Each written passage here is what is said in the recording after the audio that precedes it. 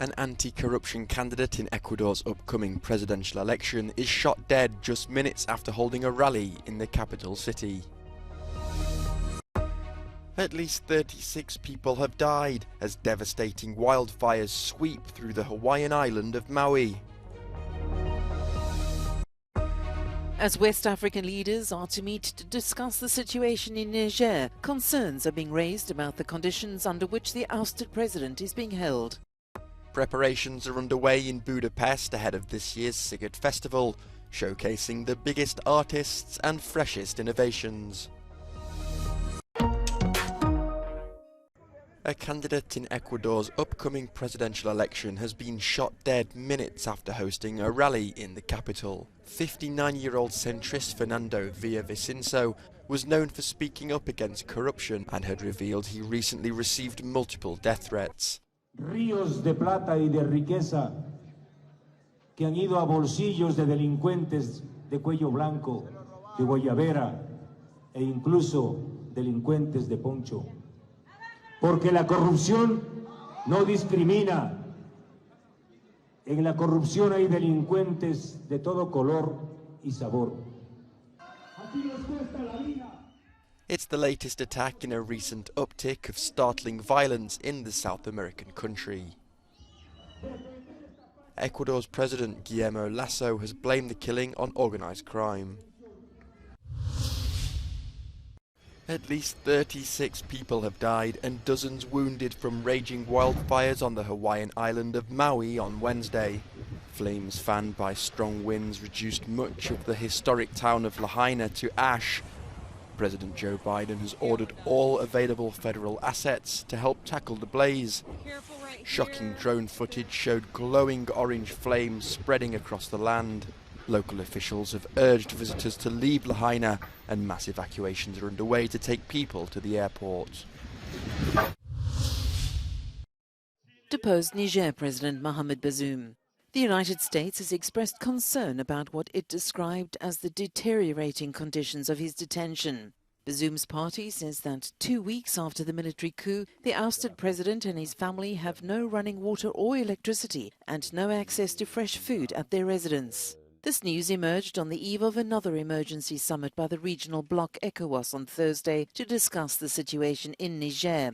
Nigeria's President Bola Tinubu, who's hosting the gathering, said West African leaders are still prioritizing a diplomatic solution. This despite threats to use force to reinstate the democratically elected president. As the coup leaders remain defiant, a Sunday deadline set by ECOWAS for them to return Bazoum to power passed without any action. That same day, a rally attended by some 30,000 people took place in Niger's capital Niamey in support of the junta. Pakistan's president has dissolved the country's National Assembly or lower house of parliament. The move is a formality and a caretaker administration will run the country ahead of elections to be held within 90 days. Prime Minister Shehbaz Sharif called for the disbandment as the Assembly's 5-year term ends on Saturday. The move comes as the country's top opposition leader Imran Khan fights to overturn a corruption conviction that landed him in prison on the weekend. However, the vote may be delayed as the Election Commission redraws hundreds of constituencies. 3 people have been killed and 9 injured in apparent Russian missile attacks on the Ukrainian city of Zaporizhia. Kyiv officials said Moscow targeted a residential area, and a video posted by Ukraine's President Zelensky showed smoke rising from burning and damaged buildings. Meanwhile, the Russian-occupied Zaporizhia nuclear plant was on the verge of a blackout as it once again lost connection to its last main external power line. Я готувала їсти, і на секунду, думаю, зайду в кімнату. Тільки виходжу в коридор і вибух. А в цей час чоловік та дитина були на вулиці. Якби я була на кухні, я думаю, що мене би поранило. In his nightly address, Zelensky revealed that Germany and Ukraine have agreed to supply 2 additional Patriot air defense missile systems to Kyiv. Сьогодні є хороша новина від Німеччини, саме те, про що ми домовились з Олафом Шольцем. Є додаткові установки Петріот. Дуже дякую, Олафе, тобі. Для захисту наших людей це потрібно від російського терору. Дякую Німеччині, канцлеру особисто за виконання цієї домовленості. Це точно врятує тисячі життів наших людей, точно наблизить нас до створення повноцінного повітряного щита для України. Це допоможе людям, містам в цілому. Elsewhere, the UN's humanitarian coordinator for Ukraine visited the eastern Donetsk region, where recent strikes have killed and injured dozens, including children. Denise Brown met with local authorities to discuss further humanitarian support for those in the area.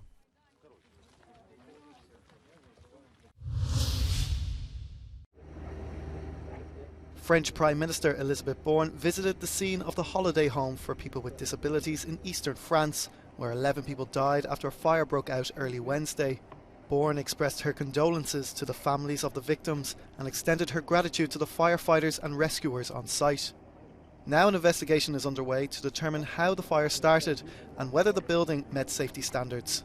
La propriétaire, vous doutez bien qu'elle était en état de choc, donc elle n'a pas été vraiment en mesure de répondre à nos questions.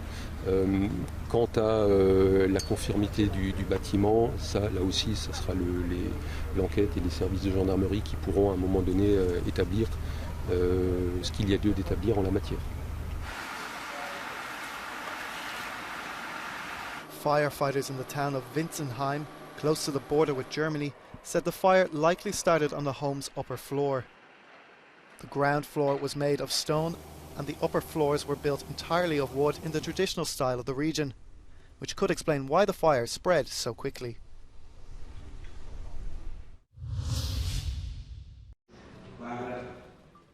At the end of a two-day summit discussing the fate of the Amazon's rainforests, a stern rebuke for the world's wealthiest nations from the 8 countries sharing the river's basin. The South American nations say the rich should pay their fair share. A message they'll be taking to the UN's next climate summit in the United Arab Emirates in November. Nós vamos para a COP28 com o objetivo de dizer ao mundo rico que se quiserem preservar efetivamente o que existe de floresta, é preciso colocar dinheiro, não apenas para cuidar da copa da floresta, mas para cuidar do povo que mora lá embaixo, que quer trabalhar. The Amazon's capable of absorbing almost a quarter of the world's CO2 emissions. The message from the summit is that it holds the key to the planet's future.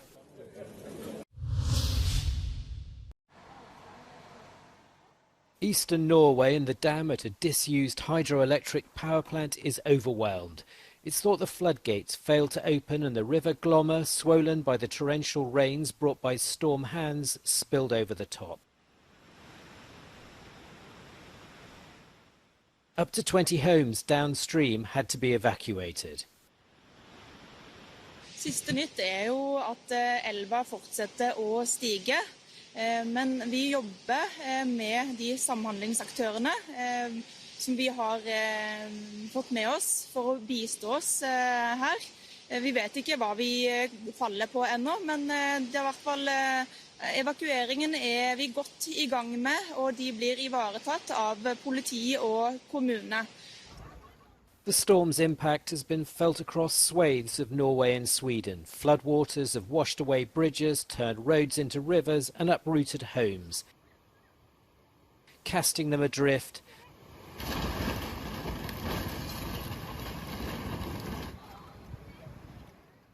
and turning them into driftwood. President Joe Biden has signed an executive order that will block and regulate high-tech US-based investments going towards China. The proposal, which is open for public comment, will place restrictions on investments in Chinese artificial intelligence, quantum computing and semiconductors. Washington says the move is to address national security risks. It's all about restoring pride, being able to make a living in the community you love and where you were raised and not have to leave. Folks, it's all part of my plan. The plan is to invest in America.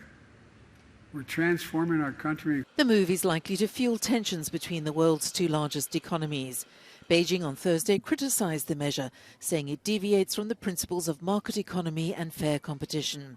There are concerns that China is entering an era of slower growth. Its economy has fallen into deflation after consumer prices declined for the first time since early 2021. The first visitors to the 2023 Sziget Festival arrived on Wednesday ahead of Hungary's biggest music festival. The 6-day event kicks off on Thursday and organisers are expecting more than 100,000 visitors. Recent poor weather and poorer economic conditions have tried to dampen the party atmosphere, but to no avail. This year the number of locals is expected to equal the number of foreign festival goers for the very first time. With each new edition springs fresh innovation. After decades of service, the Toy mobile toilets will be replaced by modern toilet containers. There's no need to worry about dust either. For the first time, the ground will be sprayed with an environmentally friendly substance that binds dust particles together. And there might be slightly more room to dance the night away compared to last year. A jegyeladásokban szerintem a tavalyi évhez képest egy visszafogottabb látogatószámra számítunk, aminek az oka, hogy tavaly egy ilyen óriási hullám jött a 2 év kihagyás után. This year, high water levels mean it won't be possible for visitors to swim in the Danube River, but they will be able to eat for less. This time around, all 100 restaurants must have at least one main dish on their menu that costs no more than €6.50. Most még tart a hangpróba és az építkezés, sőt, üres a nagyszínpad előtti tér is. Péntekre azonban a szervezők teltházat várnak az Imagine Dragons koncertje miatt, ami csak itt 60 000 embert jelent. Siposhegyi Zoltán, Euronews Budapest.